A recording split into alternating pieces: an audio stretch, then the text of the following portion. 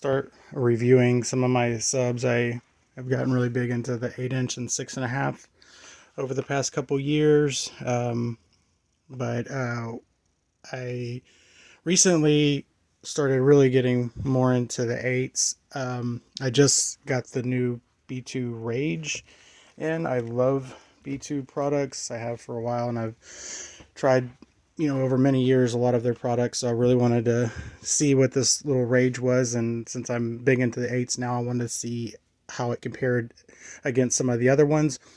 I'm not, budget wise, I don't want to spend a lot of money since this is coming out of my pocket, and I'm not trying to get the number one, you know, sub out there. They get really expensive. So I've mainly stayed on, kind of in the mid range with subs, either budget or under $200. And I've found really good subs in that area, with these 8s, and I've had many more than I have right here. But after doing a lot of research on subs and trying to find that, I really found out that most people are focusing on either the top one or nothing. So since that's not where I shop at, I figured maybe I would kind of let you guys know what's worked for me, what hasn't worked for me. I've probably had over 20 different branded 8-inch subs and different ones, from Scar to Sundown to Sound Cube, that aren't here. They're subs that I've gotten rid of. But out of those, all these subs that I have, some of them were a little pricier that I either got, because I used to rebuild subs and amps. A lot of times, like, my Sundown X8, I got that from a customer, gave it to me for, rebuilding something else. I didn't have to pay for it. And the same thing with my DC I didn't pay for it. So when I'm actually, even though those are amazing, great subs, when I have to pay for something, I usually don't go that expensive. Not to say that I wouldn't love, a DD supercharged 8-inch subwoofer, or a DC. They're amazing.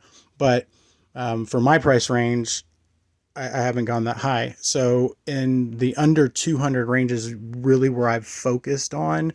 And out of those subs, I can tell you some of the ones that I really liked. One of my all-time favorite is still this CT Mezzo Gen 1. I haven't used the Gen 2s, but if they're better than the Gen 1, then they're amazing. Because you can just see, this is $170 sub, and it's a big, just compared to this mid-level B2 audio, and they have no comparison. They're not in the same, level class or whatever. But if you're looking at it from a budget class, then they are. And this thing's just got a big old booty on it. And one of the things that I always look at whenever I'm looking at subs, I don't know if you guys do, but I look at the measurement between the top plate and the coil. It's very important, like with this B2, it's got a really good distance between this two. That's going to make for your excursion, your suspension, the moving airs where you make bass. Okay, so it all comes down to that. When you look at voice coils, you look at, say, 2.5 versus a 2-inch coil. Why would you want to go with a 2-inch when you could go with a 2.5?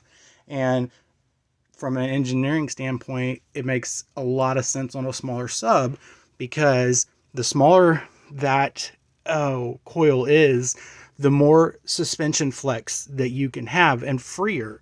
So a 2-inch coil like this DB Driven up here and this B2 Audio Rage, since they have the smaller coil, they have more area to move up and down, more excursion freely, easier to move, versus like this Dead Game 2.5-inch voice coil. It's going to be tighter around the suspension, which is going to, cause it not to move quite as much, or when it does move, it's, going to kind of hold it back.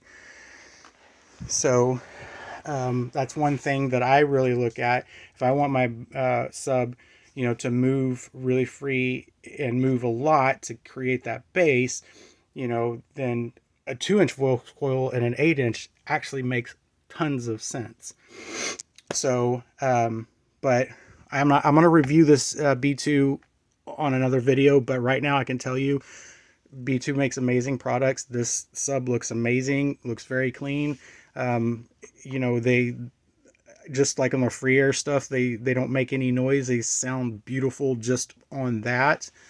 Now I've played all these other subs here, and I've done a lot of budget subs. The reason I have this driven up here is because it's one of my favorite budget subs. This is a very cheap sub. Okay, and I'll bring it up against this dead game right here. Now, sorry if I'm moving a lot. These both have around 170 ounce magnet. They both weigh about 14.5 pounds. This has a 2-inch voice coil, and this has a 2.5. So this one is going to be able to move a little bit freer. And also, you see this high roll surround right here versus the fat roll surround. I'm going to tell you the reason why they have them like this, and it's honestly really a good ideal. A lot of people like the big fat ones, but what they're trying to do with this 8-inch sub is they're trying to get more cone area. So the cone area in this sub is bigger than it is on the dead game, because they're using that high arch surround like that. And this is a rubber surround versus foam surround, so that's always a good deal. But this is like a $70 sub, and when you compare the two, I mean, this is actually has the biggest pole venting of even the mezzo. And they have pre-wire. It's just for $70, this sub will compete with this sub and any other sub out here. The VFL here is a decent sub. It's roughly around the same size as the Driven. It's way more expensive, but I've bottomed that VFL out. I have all these 8s set around 600 RMS. They go up to 700, drop a little bit, but it's roughly around there. It's very easy to bottom that VFL out. I love the VFL's surround and stuff and the looks, but it does not sound as clean and as this Driven does. And I have never bottomed this Driven out on that power level at all. So as far as a budget, I think this little Driven is the budget king for sure. A little 170 ounce magnet, weighs about 14 pounds, has plenty of venting. It's around 2 inches from the gap. Rubber high roll surround, has a good area because of the surround. It's a 7.3 cutout. And for $70, I mean, you can't beat this sub. I don't know if you can even really find them anymore. I bought a bunch of them up, like a year ago, and they were getting pretty low then. But this Driven sub will outdo that VFL any day of the week. And it outdoes this dead game too. This dead game, that's a dead game. They're good subs. This is a good little 8. They do make a little bit more suspension noise than I care for. And sometimes a little of the craftsmanship can be a little shoddy. And I don't know if maybe this was a patch and resell on accident, but you can just see on that, like, it's not even centered. It's got a little blue here. So for $140 versus $70, like, I would definitely go with that. And they sound cleaner. You get really good bass out of them. So yeah, I mean, you're pre-wired. This is actually the little Soundstream sub. Those are really, like, I mean, I found them for like $50, and they're decent little starter starter subs, and not bad at all. They actually share the same kind of dimensions and size and everything as the JL3. Even the basket, looks very, very similar. So, but the JL's a little bit softer, so you'll get a little better sound quality.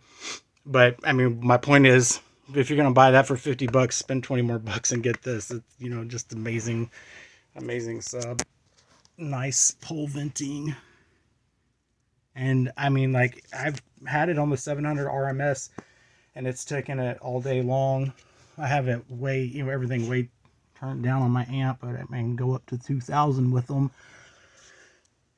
That mezzo, I've kept that mezzo when I run the two mezzos.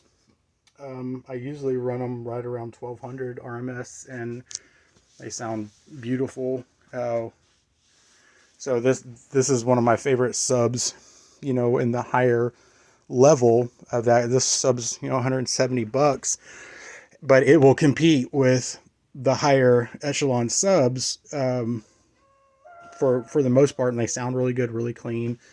So I've always thought that these mezzos are, really for the money. They're very, very hard to beat. And the B2, this is a $200 sub, but there's a lot of technology that goes into that sub. I haven't even listened to it yet, but I can just tell you by everything else and the work and workmanship that's went into it, it's going to be a really good sounding sub. And I think, obviously it's not going to handle the power that this mezzo does, but I think the sound quality and what it delivers when tuned out right is probably going to be, really, really good. Probably better sound quality, in that range than the mezzo. But I think, the mezzo, you'd probably just be able to turn it up just a little bit more. But for you truck guys that are having these subs right behind their seat and they're listening to them, that suspension sound in the sub sucks. Bottoming out a sub sucks. It hurts your ears and it doesn't sound good. So you want a very, very clean sounding sub. So that's where this B2 would definitely come in. Being in a trunk, I mean, crap, it wouldn't really matter. Throw two of those VFLs in there and hammer them till they die. You're probably not going to hear it. And even this dead game here, I mean, they're great subs, but they do make suspension noise. You won't hear it in the trunk. But for you truck guys, that's what I'm starting to focus on. I need that thing to sound clean. So that's why I went to this B2, because I want some clean sounding, suspension, clean sounding sub. And the mezzo has delivered really good in that area, and this driven delivers really good in that area too. So I just wanted to kind of give you guys a little fill around of what I've been finding out and what I've been dealing with. I used to have a YouTube channel. I used to do a lot of videos and stuff. I don't know if any of you guys remember me, but I got cancer. I had dealt with that for 5 years. So I've recently just been getting back into messing with the car stuff again. And over the years, I kept my stuff and played with it and bought a sub here, bought a sub there, fixed an amp, got another sub, but I just didn't do any videos. And now that I'm starting to kind of really like the way the sub industry is going with the 8s, I figured maybe I would start getting some. I really want to get the new V5, or what is it? C5, the C5 8-inch Crossfire. I've always loved Crossfire and B2. Those are two of my favorite companies, so I'm wanting to get the Crossfires next and also do a little review of them. But I just got the B2s in. I haven't even opened the other subs yet. So I'll try to do maybe an unboxing and then that particular sub. One of the things I couldn't figure out when I was looking at this is how much does it weigh? What does it look like size up and compared to the mezzo? And I know motor isn't everything, but we all like a big booty. And, so I wanted to see that. She's really just close to the dead game. Not the biggest motor on there, but amazing looking everything else. Basket. dual spider. So yeah, so we'll see what she does, and I'll try to hook them up in the truck and see what that sounds like too.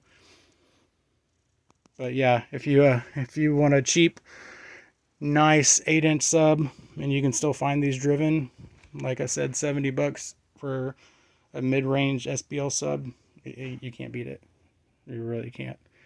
And I had some SoundCube, the SoundCube, cheaper SoundCube 8, and I wasn't impressed, not at all.